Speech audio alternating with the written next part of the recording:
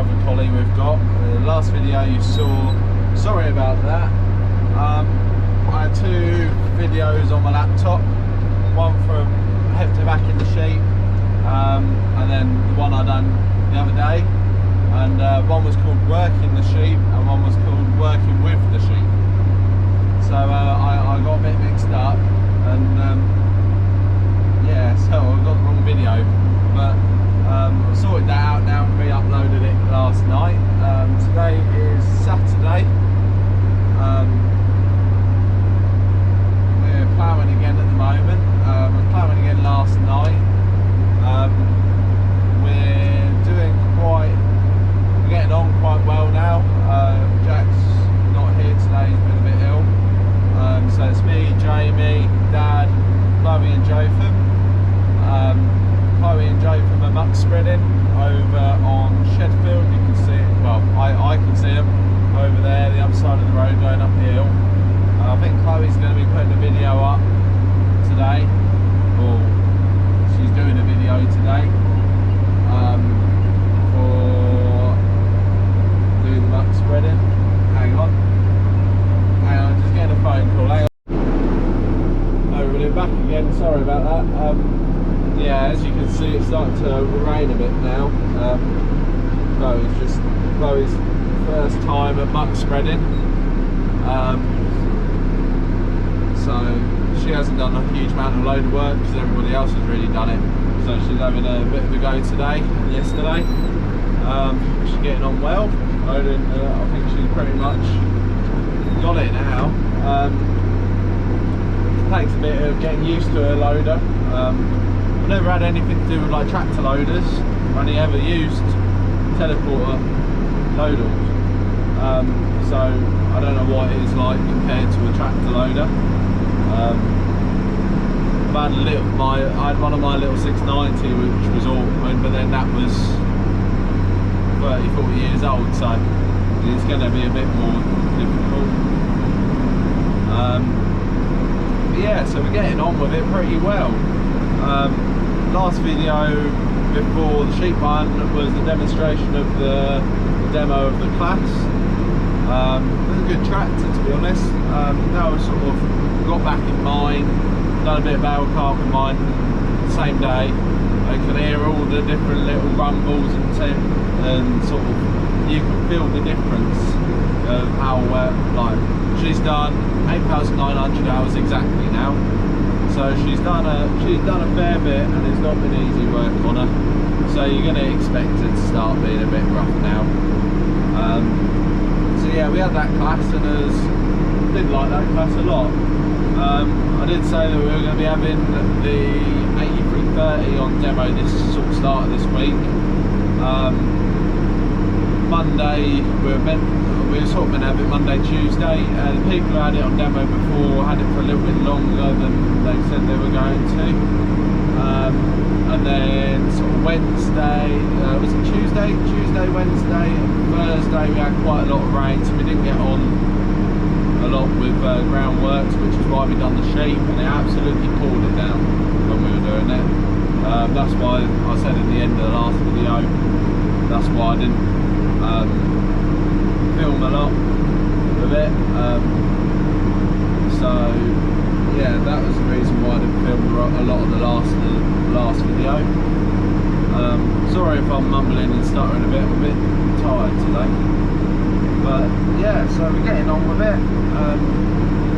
Hopefully we'll be having that 8330 soon. They haven't said anything else about it since we had the rain. We've had a bit of a shower now, but we're still ploughing pretty well. It's sand land, so it's not going to be too difficult. That one didn't go. Dragged out a little bit. Sorry, I'm still, this sort of first year I've done a lot of ploughing, so I'm still learning a bit. But yeah, so I'm not sure when we're getting that 8330. People who live around this area and sort of Cambridgeshire area, we all know Mark Weatherheads, who we buy our chrome balers off of and all our chrome machinery, and we've also brought Massey Ferguson's off of them in the past. when they had Massey. Probably about 6 years ago now, Agco took Massey away from them because they were literally just Massey, not Agco. They took Massey away from them and gave them, because Chandlers are around here and that, so they lost Massey, which was a shame because Masseys are a good tractor, but I think they didn't do very well with the Masseys. Come on.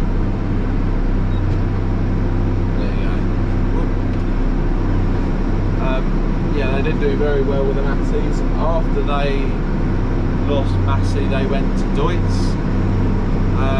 They didn't do very well with Deutz. I spoke to their baler fitter, and yeah, the support that Deutz give is terrible in this country apparently. Never had anything to do with them. I sat in one in the yard, alright, but nothing. It felt quite plasticky in the cab, like real sort of, all the levers were different colours. It felt like a kid's toy box really.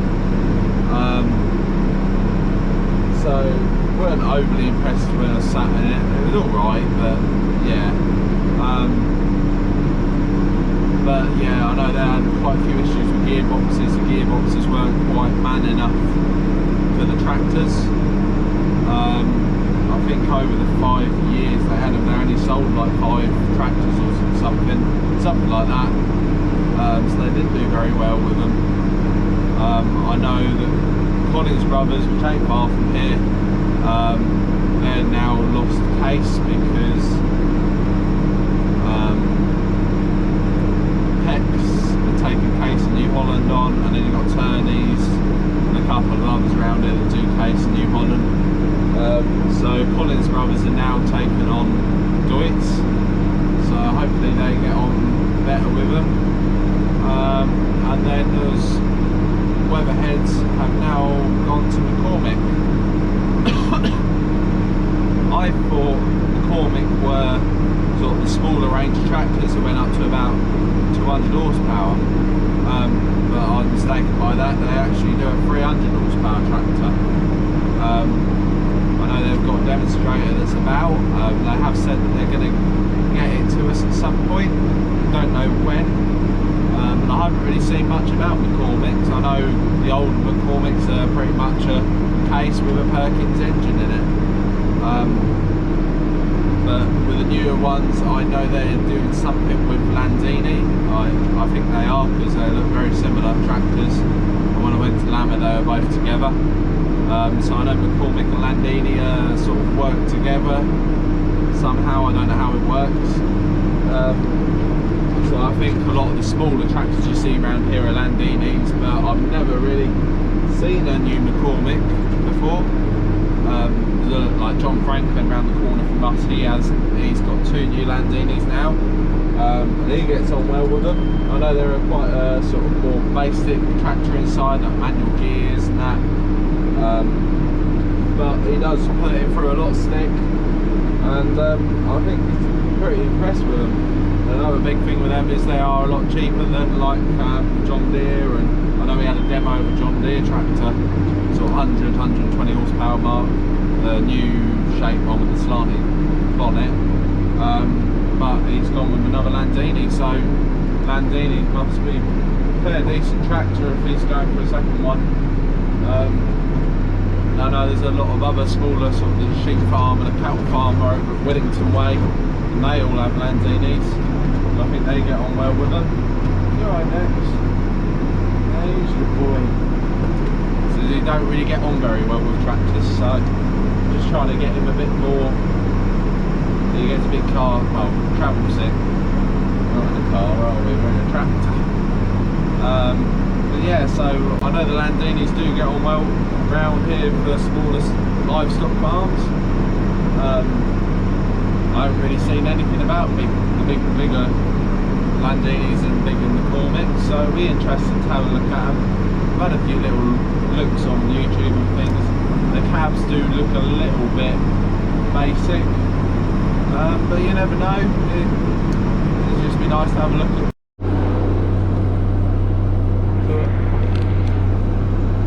I that, my battery died on the GoPro. So yeah, I was just finishing off talking about McCormick and that. So it'll be interesting to compare that. I know that they've got a Vario gearbox and that in them, and 300 horsepower, the one we'll be having on demo if we do. I literally just spoke to Dad. He is going to see whether we can get it on Monday, so that it works in well, because at the moment we are behind the village side of Sutton. We finished Anderson's, finished ploughing and cultivating that, so that's all ready to drill, which I think is going to be started to drill. I think we're going to start drilling Monday / Tuesday.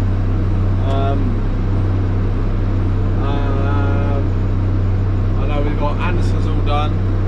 We've got a grounded Caldecott, but that's sand land, the real sandy land, so even if it does have quite a good bit of rain on it, we'll be able to get on it fairly soon after the rain. Where I am at the moment, as you can see, is pretty sandy as well, but as you get over the road and up the hill, it does get heavier and heavier, and our top two fields, the top left and top right, at the very top of the hill, are, well, not very heavy, but they are good heavy fields. So we want to get them done. After I finish doing these headlands, I'm heading up to there, getting that done. And yeah, so this is the Caverland.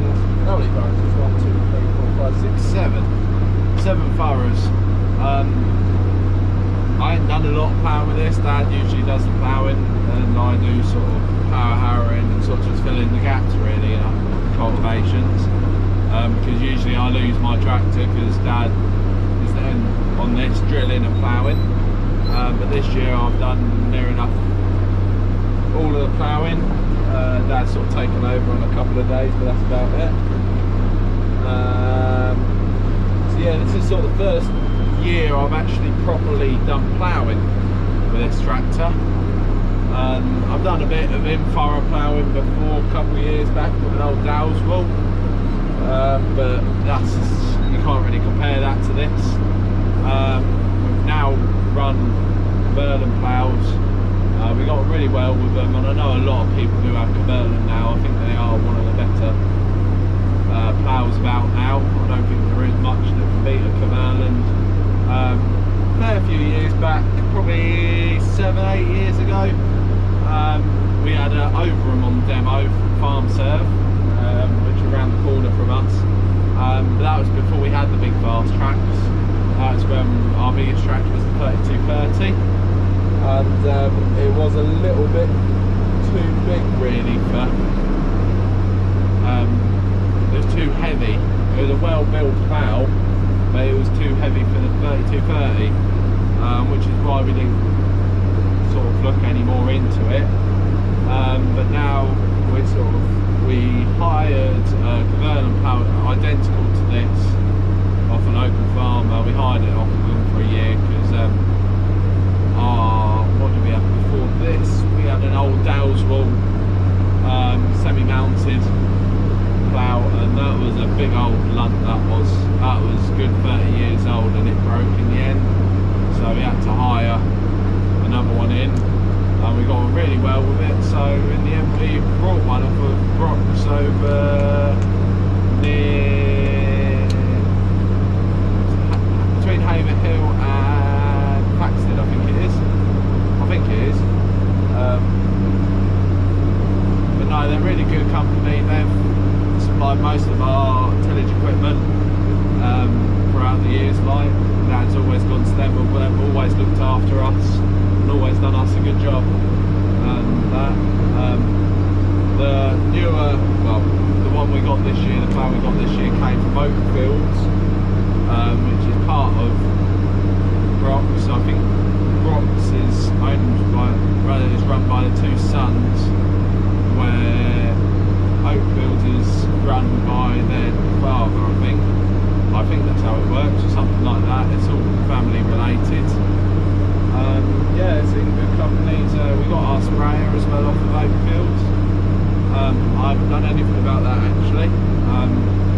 We traded in the Bert Hood for a trail sprayer. The main reason is the travelling that we do. We do travel a lot, quite a few miles with our sprayer, where the Verthood was only 18 mile an hour. Now we can do 30 mile an hour with a sprayer on the back of the tractor. So that is one of the main big things why we changed back over to a trailed. And the other thing is it's a lot simpler. All it is a tank, a pump, and some booms. So for us, we've got the extra Fastrac there now, so it just made sense really. It is an old sprayer and I'll do a video on it. It's 1999, so it is old, but it has been looked after, and you wouldn't really know it was 21 years old. So yeah, so that's why we went for it. It's a shame we didn't have a little bit more money there, because they did have a very nice 2014 one for an extra £5,000, which would have been nice to have, but it was that bit too far out our price range. So yeah, we went for the older one, but it's a good sprayer. There's where I was spraying Roundup, problem I had was I think it's the springs that do the levelling out for the booms. Springs are worn.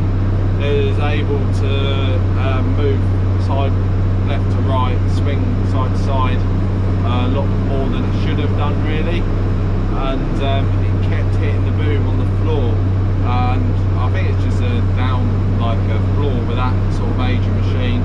The nozzles stick about that much underneath the frame of the boom, and the way the nozzle bodies work, it's as soon as you sort of touch it against anything, it snaps off from around where the aluminium pipe is, where the spray's taken to the nozzle, and it's going to take a bit of getting used to, and I think we're going to have to change this. I think it's sprung rather than hydraulic, and yeah, I'm going to have to go back again. Oh, that's a pain.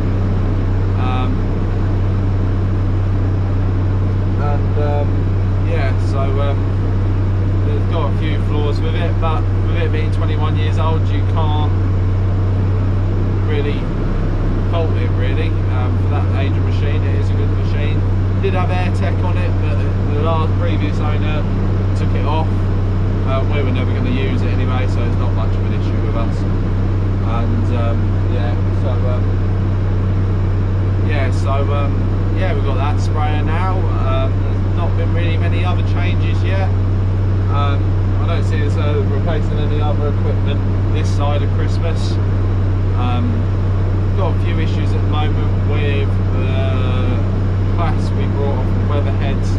It's got a EGR fault at the moment and it's losing power. So Oliver's are coming out to look at that, and the 3230 has got an injector problem. It's had injectors before, I think Dad said in one of his videos, so hopefully we're not going to have to replace injectors, but it's looking like that's going to be it, the problem. It's just one of them things. So yeah, so I think that's about all I can talk about at the moment. The other thing is I've just got over 5,000 subscribers. I mean, almost 5.1 now. It's gone up quite quickly. I'd just like to say thank you to everybody for supporting me and sort of subscribing and enjoying my videos and just supporting me. I know I've been doing it quite a long time now and not really got anywhere, but I'm really trying to push it a bit more now. I have a bit more time where I can do that sort of thing, and the more you watch, I know I've got adverts on it now, and I know they're a pain in the arse, but that money that is raised by you watching my videos goes straight back into my videos. I don't use it for anything else. I actually use that money to, why am I turning this? To do the first couple of polo shirts. Yeah, so the more you help me out by watching my videos, the more I'm going to put into them. I just can't believe in the last sort of 6 months how quickly it's going up now. And so I was only on like 3,500 subscribers sort of at the start of this year, and now I'm at just over 5, and it's constantly going up. So thank you to everybody who watches my videos and is subscribing. I have got to sort of set up for doing the t-shirts. I'm going to have a look at having them printed rather than embroidered. It would be cheaper for me and cheaper for you, because they were quite expensive to be embroidered. I wanted to just see what they look like embroidered first, but I think they'll turn out better being printed rather than embroidered. So yeah, I know my ploughing's not great, so people who know how to plough will know that I'm probably not doing it 100% right, but sort of just learn myself really. Never really finished fields off before on my own, so it's the first sort of year of doing it, so probably going to be a little bit rough, but they'll be able to sort that out with the cultivators. So yeah, I think that's going to be the last of this video. Thank you ever so much, and I will see you on the next one.